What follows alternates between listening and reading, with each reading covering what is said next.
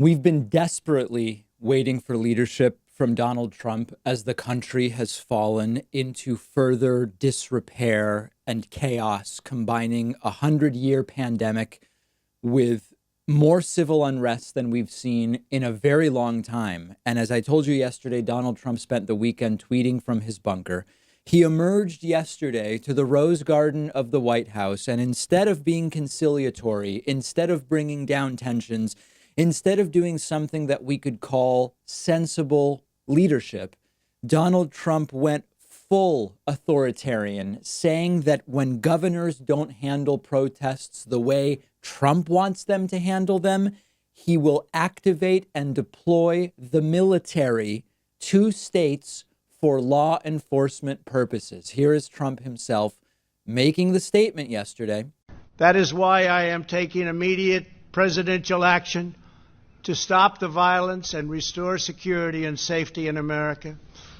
I am mobilizing all available federal resources, civilian and military, to stop the rioting and looting, to end the destruction and arson, and to protect the rights of law-abiding Americans, including your Second Amendment rights. Therefore, the following measures are going into effect immediately. First, we are ending the riots and lawlessness that has spread throughout our country. We will end it now. Today, I have strongly recommended to every governor to deploy the National Guard in sufficient numbers that we dominate the streets.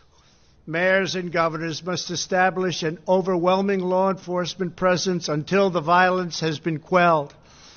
If a city or state refuses to take the actions that are necessary to defend the life and property of their residents, then I will deploy the United States military and quickly solve the problem for them. So there are about 100 different things to talk about here, but don't kid yourselves.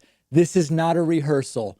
This is the authoritarian nightmare that we've been worried about with Donald Trump for 3.5 years, that has been slowly building and escalating. And first of all, just like aside from the legality of this, which I want to talk about, there's a lot of misinformation spreading about it.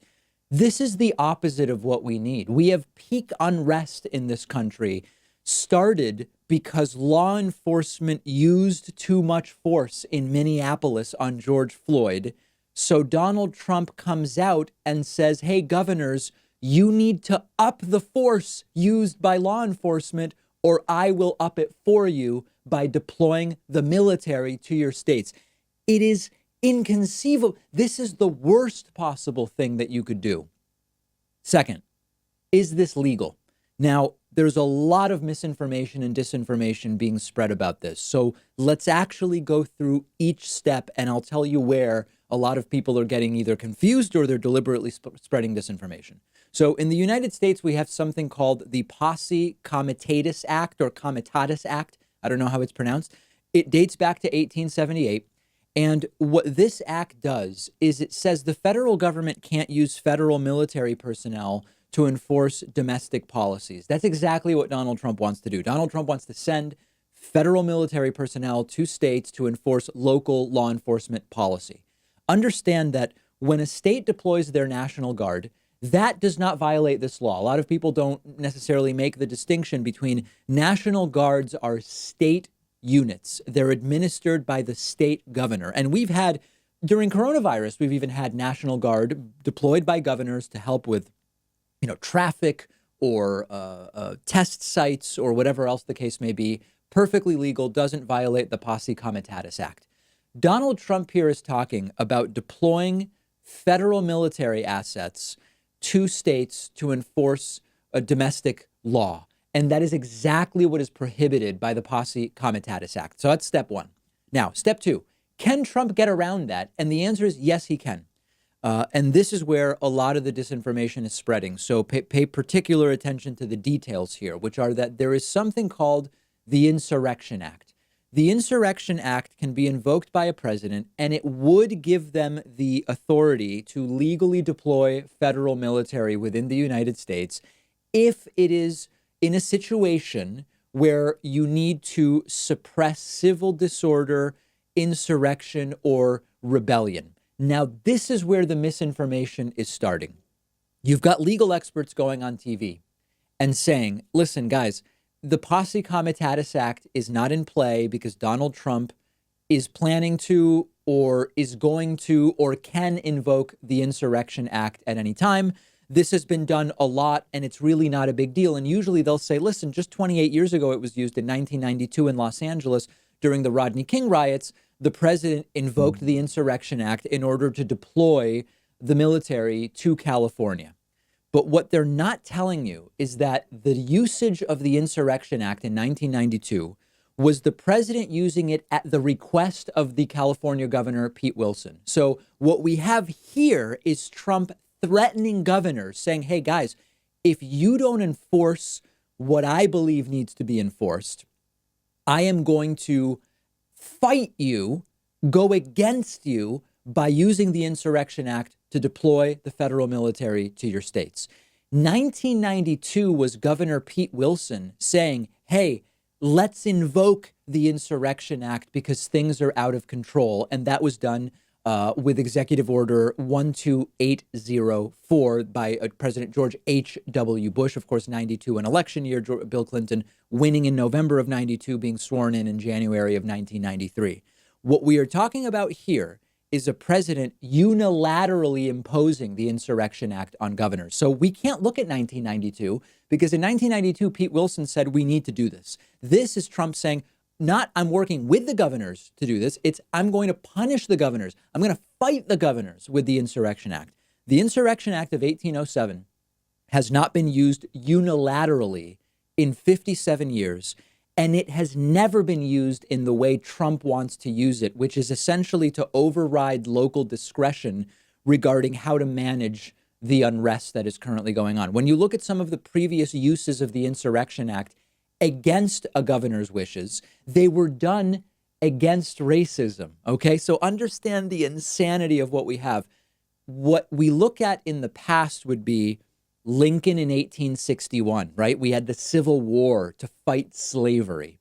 Eisenhower in 57 in Arkansas to fight state racism. Kennedy in 1962 in Mississippi. Kennedy in 1963 in Alabama. So when in the past a president has invoked the Insurrection Act, not in concert with governors, but against them, it has been to fight racism. We could not be further from that in what Donald Trump is trying to do here. Now, if Trump tries to do it, it could become a legal fight. But this is all part of the continued distractathon. I tweeted last night that Trump's strategy here on the protests, ironically, this is not like a Russia thing, but ironically, Trump's strategy is CCCP. And I'll tell you what that stands for. Confuse about what's actually happening in our country. That's number one. Number two, conflate protesters versus looters versus rioters versus inciters. Criticize everybody, right? So governors, Democrats, protesters. And then lastly, CCCP, the P is pander to his Trumpist base, much of which loves authoritarianism, also pandering to his base by going and staging a propaganda picture of himself holding a Bible in front of St. John's Cathedral after yesterday's Rose Garden statement. And that's what I want to talk about next. I'm really excited that one of our sponsors today is Helix Sleep. I sleep on a Helix mattress at home. I absolutely love it. And that's why I reached out to them about sponsoring the David Pakman Show. Buying a mattress in the past was always a huge guessing game for me. I didn't know what I actually needed. I didn't know what I would like. But Helix has a sleep quiz on their website. You tell them your body type, your sleeping position, your back pain issues you might have, and their tool matched me with a mattress that is perfect for me. It's cool enough at night. It's the right firmness. I generally just do way better sleeping these days because of the mattress. Helix was awarded #1 best overall mattress for the last 2 years by both GQ and Wired Magazine. It is well-deserved, I can tell you firsthand. Every Helix mattress comes with a 10-year warranty. You can try the mattress risk-free for 100 nights, and they will even come pick it up at your house if you don't love it. But I know you will. All of my viewers will get up to $200 off your order, and you'll get 2 super premium pillows for free when you go to the link right underneath this video.